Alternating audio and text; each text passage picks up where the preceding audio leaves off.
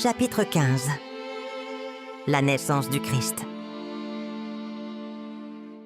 Marie et Joseph sont entrés dans la grotte, dans un calme respect, s'agenouillant pour rendre grâce pour les bénédictions qui leur ont été accordées. À la douce lueur du feu que Joseph avait allumé pour se réchauffer, Marie, accompagnée par la douce présence de ses gardiens angéliques, qui comprenaient le miracle qui allait se produire, commença à préparer l'humble environnement de ses propres mains. Sentant l'imminence de la naissance, elle exhorte Joseph à se reposer. « La nuit est déjà bien avancée et tu dois avoir besoin de te reposer. Dors, Joseph, » dit-elle tendrement. Joseph, obéissant à sa demande, se mit à confectionner un modeste canapé avec les quelques vêtements qu'ils avaient apportés pour Marie.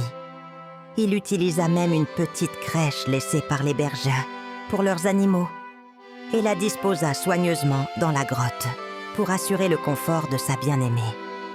Une fois sa tâche achevée, il laissa Marie dans ce coin tranquille de la grotte et se retira dans un recoin abrité près de l'entrée. Là, il s'agenouilla pour prier et, ce faisant, un esprit divin descendit, le plaçant dans un état de sommeil exalté et béni. Marie, elle aussi, est restée absorbée dans la prière. Dans le silence de l'espace sacré, la voix de Dieu résonne autour d'elle. Le temps est venu de la venue de notre Fils. Je renouvelle en toi toute la connaissance de la divinité et de l'humanité de notre enfant, l'agneau de Dieu qui enlèvera les péchés du monde. Heureuse suis-je qui t'ai appelé et qui t'ai répondu « Oui », car toi, mon bien-aimé, tu me plais au-delà de tout ce que tu peux imaginer. En réponse, Marie incline la tête et murmure. « Je demande à mon Seigneur Dieu une lumière et une grâce nouvelle, afin que je puisse dignement élever le Verbe fait chair, que je dois porter et nourrir. » Puis la voix a continué avec une douce autorité. « Lève-toi, Marie, car tu es la mère de Dieu. » Marie est restée ravie dans cet état d'illumination divine, jusqu'à ce qu'elle sente la présence de l'enfant dans son ventre. Les doux mouvements signalent la naissance imminente, un mouvement qui ne cause aucune douleur, mais qui la remplit d'un profond émerveillement. À l'extérieur du cercle de lumière qui l'enveloppait, les archanges Gabriel et Michel avaient pris forme humaine, attendant en silence le moment de révéler leur mission sacrée. Marie s'agenouille dans une crainte silencieuse, les mains serrées contre sa poitrine, son visage brillant d'une lumière radieuse, venue d'un autre monde.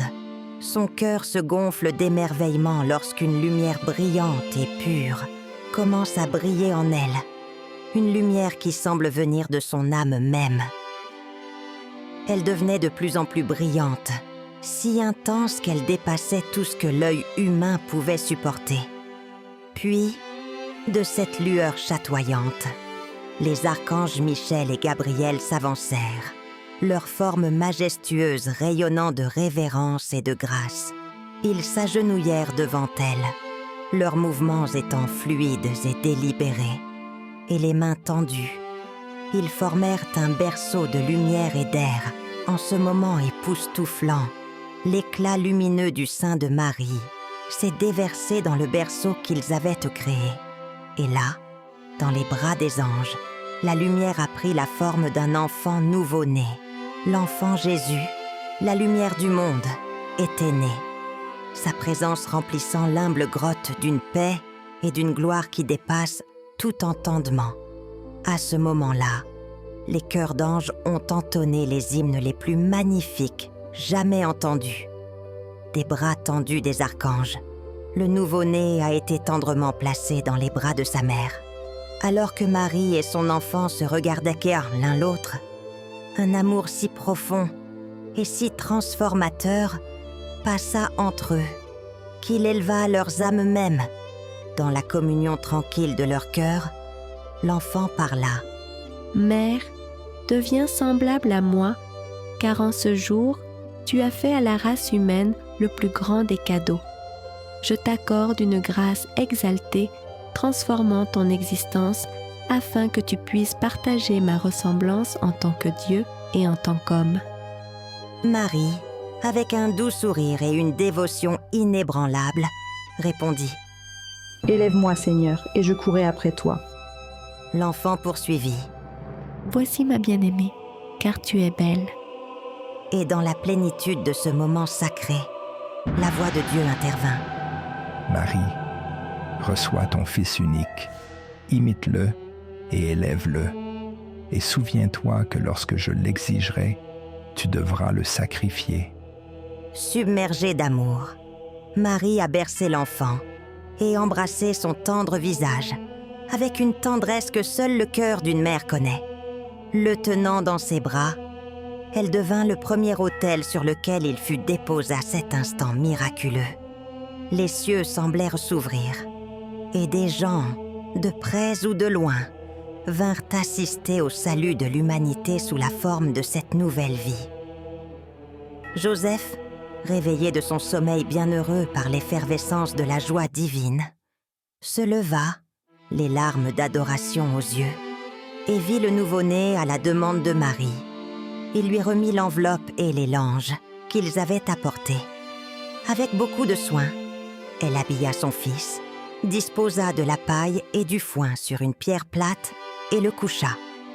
Puis, avec une tendre autorité, elle ordonna au bœuf et à la mule de se coucher de chaque côté de la crèche afin de tenir l'enfant au chaud et de le protéger du froid de la nuit.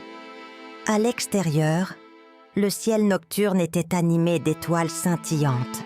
L'étoile polaire brillait sur toute la terre. Émue par l'émerveillement du moment, Marie s'adressa doucement à ses compagnons célestes. « Nous devons proclamer sa naissance, mes amis célestes. Allez le dire à ceux que Dieu vous a demandé d'annoncer. » Sur cet ordre, l'archange Michel se dirigea vers les royaumes sacrés, où attendaient les saints patriarches, Enoch et Élias, et les vénérables personnages, Joachim et Anne, tandis qu'un autre ange partit annoncer la nouvelle à Élisabeth et à son fils Jean entre-temps. Gabriel a été envoyé dans un champ pour annoncer l'événement aux bergers, qui se sont retrouvés enveloppés dans la lumière rayonnante de l'ange. « Ne craignez pas, vous les hommes droits, » proclame Gabriel, dont la voix résonne dans la nuit calme. « car je vous annonce une grande joie. Aujourd'hui, dans la ville de David, est né le Rédempteur, le Christ, notre Seigneur. En signe de cette vérité, vous trouverez l'enfant enveloppé de l'ange et placé dans une mangeoire. » En réponse, un magnifique chœur d'anges éclate en chantant « Gloire à Dieu, au plus haut des cieux, et paix à son peuple sur la terre. » Au fur et à mesure que la nuit faisait place au jour, les visiteurs commençaient à aller et venir dans l'humble grotte. Le 8e jour, Marie dit à Joseph : « Bien que nous sachions qu'il a été conçu sans péché, il est né dans ce monde en tant qu'homme. Et dans ce monde, l'homme doit être purifié par le rite de la circoncision. » Joseph répondit : « J'irai, et je reviendrai avec un prêtre. Il faut d'abord que son nom soit connu. Lorsque le Saint-Ange m'a annoncé ce grand événement, il m'a aussi dit que le Fils sacré devait s'appeler Jésus. » Marie acquiesce et ajoute doucement : « C'est le même nom qui m'a été révélé lorsqu'il a pris chair dans mon sein. » Pendant que les deux saints parents discutaient, d'innombrables anges descendirent du ciel sous forme humaine, vêtus d'habits blancs et brillants, brodés de rouge. Ils portaient des palmes dans leurs mains. Leurs têtes étaient ornées de couronnes, et ils émettaient une splendeur qui rivalisait avec le soleil lui-même. Au premier rang se trouvaient les archanges Michel et Gabriel, qui présentaient ensemble un signe d'une beauté exquise. Un signe sur lequel était écrit le saint nom de Jésus, dans une écriture resplendissante. Michel s'exprima avec une douce autorité. « Madame, c'est le nom de ton Fils, écrit dans l'Esprit de Dieu de toute éternité. La Trinité bénie l'a donné au Fils unique, notre Seigneur, comme signal de salut pour toute l'humanité. Établis-le immédiatement sur le trône de David. Gabriel ajouta. Car il régnera sur ce trône, châtiera ses ennemis, triomphera d'eux, et les mettra sur son marchepied, en les jugeant. Il élèvera ses amis à la gloire de sa droite. Mais tout cela se fera au prix de souffrances et de sang. Il est destiné à en verser en recevant ce nom, car cela marque le début de ses souffrances, pour obéir à la volonté de son Père éternel. Après cela, il montera triomphalement à la Jérusalem céleste et ouvrira les portes du ciel.